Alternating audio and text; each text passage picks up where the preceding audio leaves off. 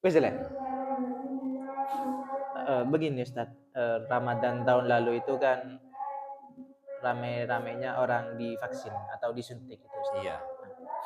Dan waktu itu ada orang mengatakan bahwa disuntik itu membatalkan puasa Ustadz. Nah, yang saya ingin tanyakan adalah apakah benar kalau disuntik atau diinfus itu dapat membatalkan puasa Ustadz? Gini ya. Terkait dengan jarum suntik atau infus, ini sebenarnya bukan masalah jarum suntik dan infusnya saja, tapi mengenai cairan yang dimasukkan ke dalam tubuh tersebut. Ini di kalangan para ulama terjadi perbedaan pandangan mengenai batal dan tidaknya. Ada 3 pendapat di situ. Pendapat yang pertama, suntik atau infus ini membatalkan puasa secara mutlak. Artinya secara mutlak, baik infus itu menjadi pengganti makanan, jadi penyuplai makanan atau tidak, tetap batal itu. Yang pertama. Yang kedua, menurut pendapat yang kedua, tidak batal secara mutlak. Dia tinggal pilih saja mau ikut pendapat yang membatalkan puasa atau tidak. Karena pendapat yang pertama ini batal secara mutlak, sedangkan yang kedua tidak batal. Kalau pendapat yang ketiga,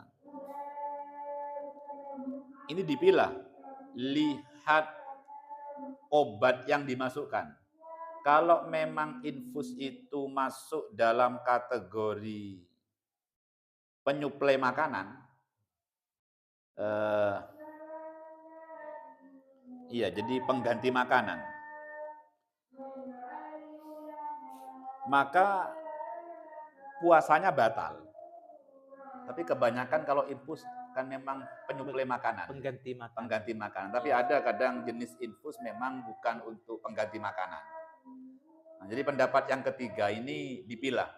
Kalau infus tersebut termasuk kategori penyuplai makanan, maka batal. Tapi kalau tidak termasuk kategori penyuplai makanan, maka lihat masuknya lewat otot mana ini.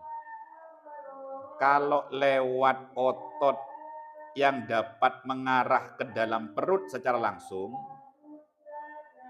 maka batal. Tapi kalau tidak melewati otot yang mengarah ke dalam perut, maka tidak batal. Jadi kesimpulannya, hemat kami, kalau orang itu mau suntik, selama masih bisa suntik di malam hari, ya jangan disuntik di siang hari. Hemat kami begitu. Atau infus juga begitu. Tapi kebanyakan kalau infus ini kan tidak bisa dikompromi. Darurat biasanya. Darurat, kecuali hanya kepentingannya, kadang ada kan orang masuk rumah sakit hanya ingin diinfus 3 jam. Nah, ada seperti itu. Jadi kalau masih kondisinya bisa pilih, satu, kalau mau suntik silakan suntik di malam hari. Begitu juga infus.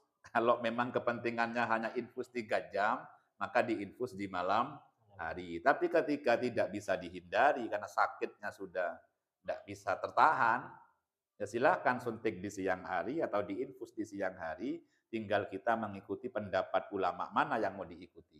Karena di sini ada yang mengatakan tidak batal secara mutlak, juga ada yang mengatakan batal secara mutlak, bahkan juga ada yang mengatakan, nah ini dibilang, lihat obatnya. Nah, seperti itu, ini keterangan dalam kitab Takriratus Sadidah. Kalau saya biasanya ya lihat, kalau saya pribadi, lihat kepentingan saya. Kalau kepentingannya memang masih bisa ditunda suntik malam hari, ya malam hari saja. Semisal hanya sakit kayak gatal-gatal, kan bisa di malam hari. Nah, kalau vaksin bisa di malam hari, ya vaksin di malam hari saja, jangan vaksin di siang hari. Tapi sekarang kan sudah tidak ada vaksin. Sudah sirna. Sudah habis ini.